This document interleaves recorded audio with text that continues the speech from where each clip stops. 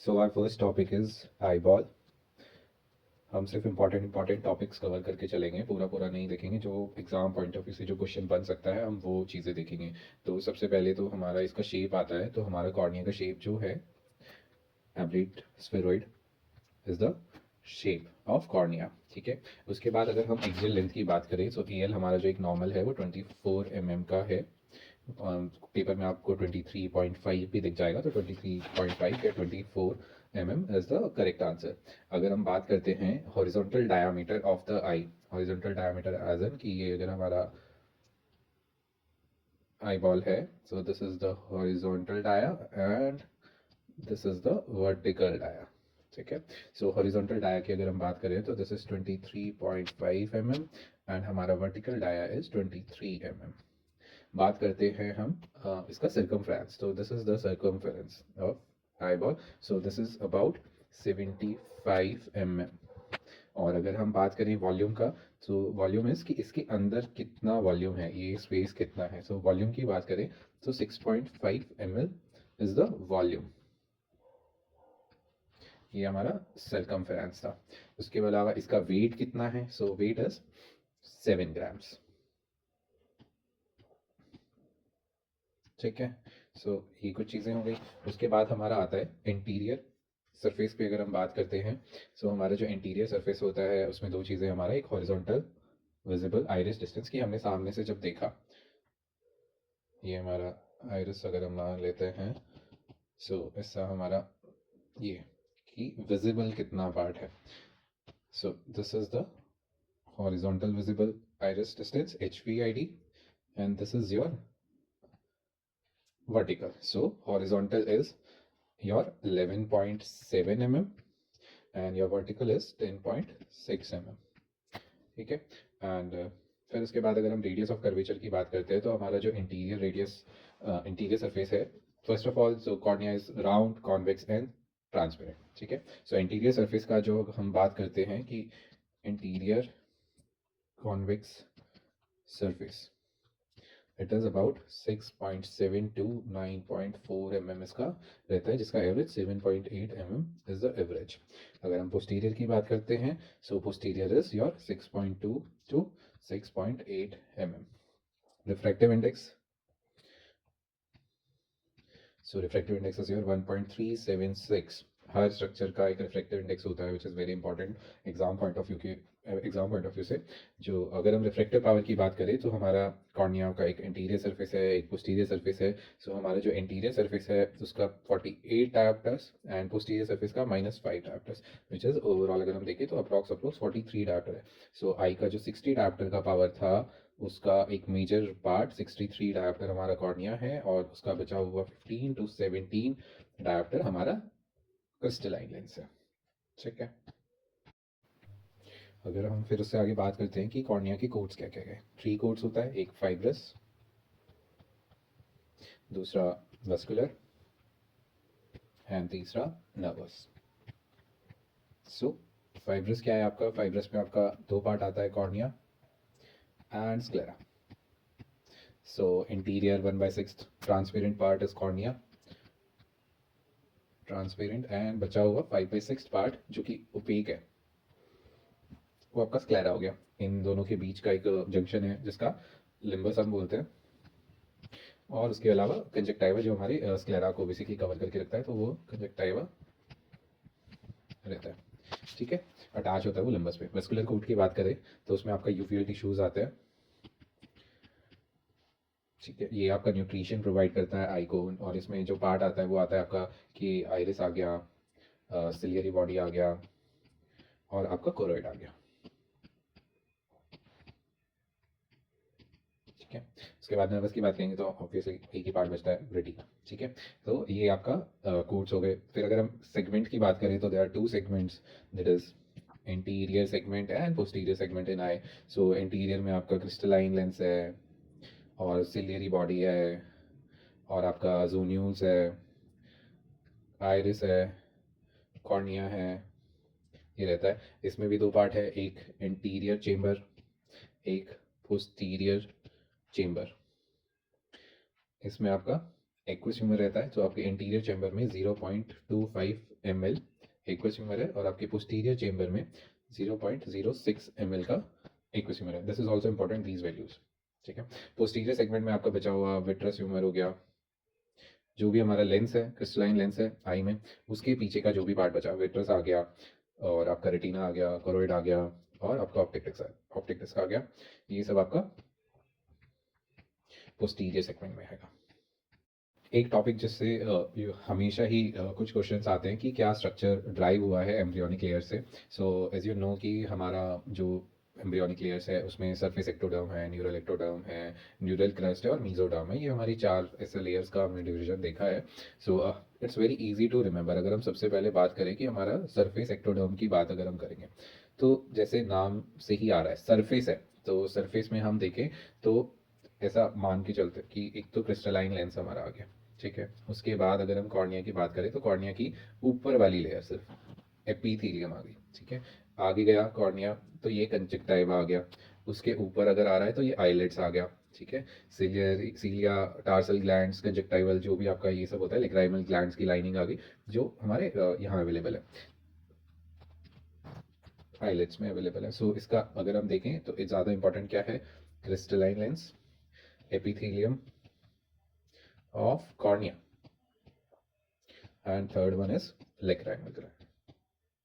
सो ये इंपॉर्टेंट है, ये 3 इंपॉर्टेंट है। फिर उसके बाद अगर हम दूसरा देखें तो दूसरा हमारा क्या है, न्यूरल क्रस्ट। न्यूरल से बात हो रही है, तो न्यूरल एक्टोडर्म की अगर हम बात करेंगे तो न्यूरल एक्टोडर्म, थोड़ा सा अगर सोचोगे तो रेटिना, न्यूरो की बात हो रही है। ठीक है, उसके बाद जो इंपॉर्टेंट है मैं सिर्फ वही बता रहा हूँ जो ज़्यादा इंपॉर्टेंट है इसमें। तो हमारे जो प्यूपिलरी स्पिंक्चर मसल्स और डायलेटर मसल्स होते हैं वो भी हमारा न्यूरल एक्टोडर्म से है।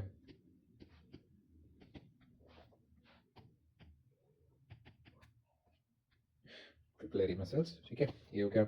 उसके अलावा हमारा एक सेकेंडरी विट्रस है, ये भी हमारा न्यूरल एक्टोडर्म से आता है, और हमारे जोन्यूल्स। सो ये हमारे हो गए 2 सरफेस, ये सब इंपॉर्टेंट है। थर्ड वन की हम बात करेंगे तो न्यूरल क्रस्ट, न्यूरल एक्टोडर्म था, ये न्यूरल क्रस्ट है, और इसको और भी बोलते हैं एसोसिएटेड मेसेनकाइमा, एसोसिएटेड पेरेक्सियल मेसेनकाइमा। सो अगर हम यहाँ देखेंगे तो सबसे पहले, अब सेकेंडरी, ऊपर सेकेंडरी विट्रस यहाँ बन रहा था, तो यहाँ पे क्या बनेगा, प्राइमरी। ठीक है, उसके बाद आपका सबस्टेंशिया, जो हमारी कॉर्निया की बची हुई 3 लेयर आई, स्ट्रोमा, डेस्मेंट्स और endothelium, corneal layers, rest of the. ठीक है, उसके अलावा आपकी जो एक्स्ट्रा ऑक्यूलर मसल्स है,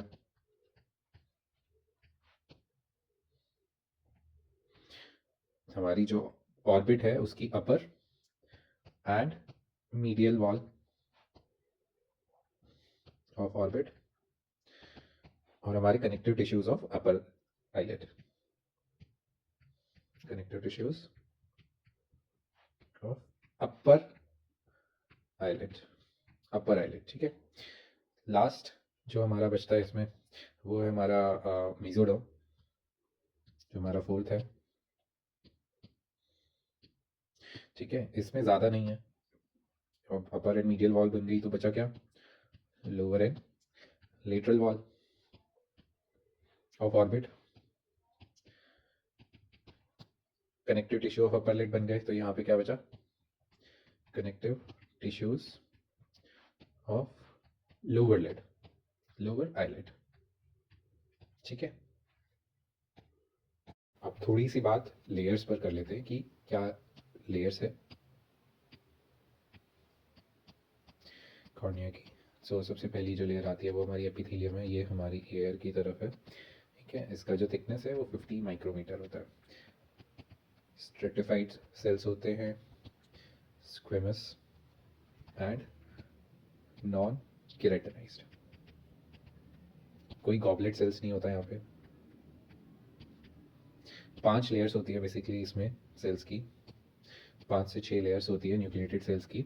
ठीक है, जिसमें आपका एक बेसल सेल होता है, दूसरा विंग सेल होता है, और आपका सरफेस सेल होता है। ठीक है, दूसरा हमारा जो आ गया बाउमन्स, बहुत ही थिन लेयर होती है 8 to 14 माइक्रोमीटर की। ज़्यादा कुछ है नहीं, कंडेंस्ड कोलेजन फाइबर्स होते हैं, कोई पावर ऑफ रीजनरेशन नहीं होता, non generative if damaged, non regenerative powers नहीं होती है इसमें, ठीक है। फोर्थ बात करें जिसका हमारे कॉर्निया में सबसे ज़्यादा थिकनेस होता है, वो हमारी stroma. 90% of the thickness of cornea यही है, इसमें कोलेजन लेमेला है।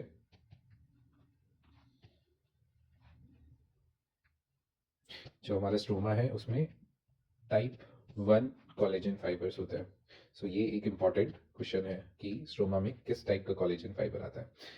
उसके बाद जो हमारा आता है फोर्थ लेयर, ये बेसिकली बाद में डिस्कवर हुई, तो हमारी जो 6 लेयर बाद में हो गई।